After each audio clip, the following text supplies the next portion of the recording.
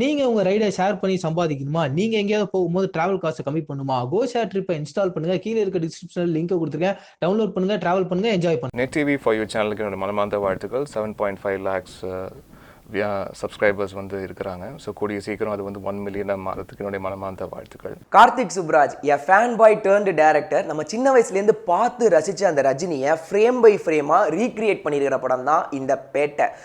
Last 10 years, அதாவது சிவாஜிக்கு அப்புறம் வந்த எல்லா திரைப்படங்களுமே வந்து தலைவர் படத்தை பார்த்துட்டு வெளியே வரும்போது நம்ம சந்தோஷமாக தான் வருவோம். ஆனால் சம்திங் வாஸ் மிஸ்ஸிங்ல அப்படிங்கிற ஒரு விஷயம் நமக்குள்ளே இருக்கும். ஆனால் இந்த இடத்துல அந்த மாதிரியான ஒரு ஃபீல் நமக்கு வரவே வராது. ஏன்னா right from the first frame till the last frame வந்துன்னா அந்த மாஸ் அப்படிங்கிற ஒரு எலிமெண்ட்டை எங்கேயுமே டிராப் டவுன் ஆகாமல் ஒரே வேவ் லென்த்தில் வந்து மெயின்டைன் பண்ணியிருப்பாரு.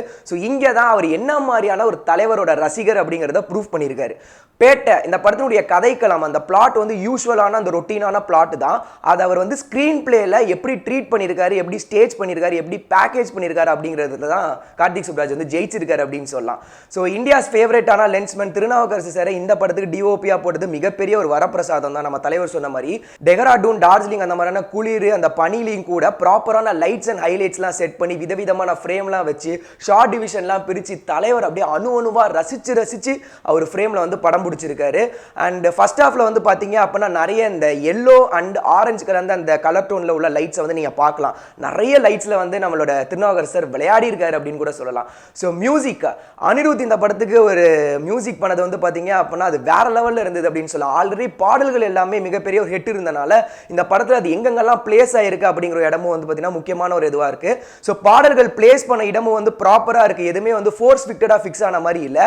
அண்ட் பிஜிஎம் நம்ம தலைவர் அவரோட சீனை வந்து எந்த அளவுக்கு எலிவேட் பண்ண முடியுமோ அந்த அளவுக்கு எலிவேட் பண்ற மாதிரி அப்படி ஒரு பேக் போனா இருந்துட்டு ஒவ்வொரு பீஜும் அப்படி தரமா இருந்திருக்கு அப்படின்னு சொல்லலாம். அதுக்கேற்ற மாதிரியான சவுண்ட் டிசைன் குணால் ரஞ்சன் வந்து கொடுத்ததுதான் இந்த படத்துக்கு அந்த சாங்க்கும் சரி, அந்த மியூசிக்கும் சரி, அந்த பிஜிஎம்க்கும் சரி மிகப்பெரிய ஒரு பிளஸ்ஸாவே இருந்தது. படத்துடைய ரன்னிங் லென்த்தை பொறுத்த வரைக்கும் 2 hours 53 minutes இருக்கு. பட் எந்த இடத்துலையுமே ரன்னிங் லென்த் உங்களுக்கு ப்ராப்ளமா தோணாது. ஏன்னா படம் வந்து உங்களுக்கு ஹைலி என்டர்டெயின் பண்ணிக்கிட்டே தான் இருக்கு.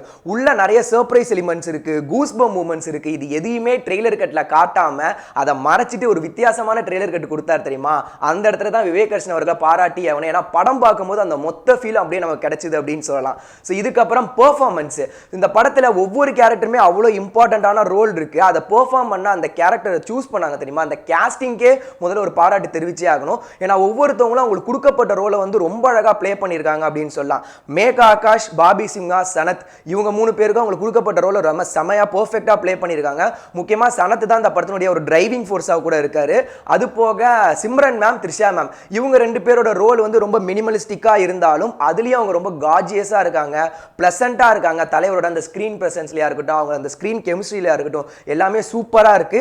அது மட்டும் இல்லாம அவங்களுக்கு கொடுக்கப்பட்ட அந்த ரோலையும் செமையா வந்து ஜஸ்டிஸ் பண்ணிட்டு போயிட்டாங்க அப்படின்னு சொல்லலாம். இவங்க எல்லாத்தையும் தாண்டி நவாசுதீன் சித்திக் அண்ட் விஜய் சேதுபதி. நவாசுதீன் சித்திக் எப்பா என்ன மனுஷன், அவரு எப்படி நடிக்கிறாருன்னே தெரியல. வேற லெவல் ஆஃப் ஆக்டிங் இருக்குது. நம்ம தலைவருக்கு ஆப்போசிட்டா நிக்கிறவன் என்னைக்குமே ஒரு ஸ்ட்ராங்கான ஒரு ஆப்போனண்டா இருக்கணும். புத்தியிலையும் சரி, அவன் பெர்ஃபார்மன்ஸ் வைஸ்லையும் சரி, ஏதாவது கொஞ்சம் தடுமாறினா கூட தலைவர் தான் எப்பவுமே நமக்கு பெருசா தெரிவார்ல, அதுக்கு ஈக்குவலா ஒருத்தன் தெரியும்னா அந்த அளவுக்கு ஆக்டிங் இருக்கணும். ஸோ நவாசுதீன் சித்திக்கு இந்த கேரக்டருக்கு நம்ம கார்த்திக் சுப்ராஜ் ஆப் பண்ணது மிகப்பெரிய ஒரு பிளஸ் அப்படின்னு சொல்லுவேன். அடுத்தபடியா நம்மளுடைய ஜித்து அந்த கேரக்டரை பிளே பண்ண விஜய் சேதுபதி. விஜய் சேதுபதி கேரக்டர் பிளே பண்ணும்போது லைட்டா அப்பப்போ வந்து விக்ரம் வேதால அந்த வேதா ரெஃபரன்ஸ் வந்து போனாலும் அதையும் மறைச்சு மோல்ட் பண்ற மாதிரி வேற விதமான ஆக்டிங், அந்த டயலாக் டெலிவரி மூலமா வேற மாதிரி ஒரு ஸ்கோர் பண்ணிட்டு போயிருக்காரு. ஸோ பெர்ஃபார்மன்ஸ் வைஸ் இத்தனை பேர் இருந்தாலும், நடிப்பு அரக்கர்கள் அசுரர்கள் இத்தனை பேர் இருந்தாலும், இவங்க எல்லாத்துக்குமே ஒரு அசுரகுல தலைவனா இருக்கிறது நம்மளுடைய சூப்பர் ஸ்டார் ரஜினிகாந்த் சார் தான். ஏன்னா அந்த ஃபர்ஸ்ட் ஹாஃபை பொறுத்த வரைக்கும் ஒரு என்டர்டெய்னர் ரஜினி, நம்ம இவ்வளவு நாள் ஒரு 10 வருஷம் காத்திருந்தோம்ல, அந்த என்டர்டெய்னர் ரஜினியை ஃபர்ஸ்ட் ஹாஃப்லேயே நமக்கு கொடுத்துட்றாரு.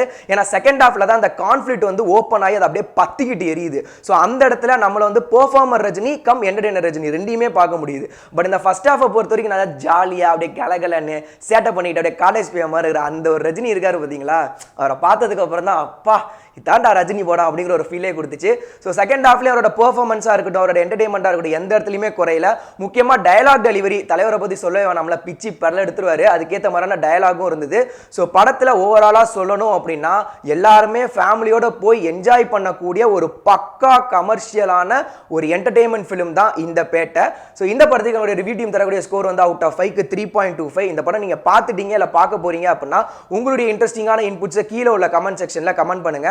அண்ட் ஒன்னே ஒரு விஷயம் நான் கேட்கணும்னு நினச்சேன், கார்த்திக் சுப்ராஜ் சார் இது தலைவரோட 165th மூவி தான், அதுக்குன்னு அவர் ஜெயிலில் இருக்கும்போது அந்த சட்டையில் கூட 165ன்னு கொடுப்பீங்க, வேற லெவல்.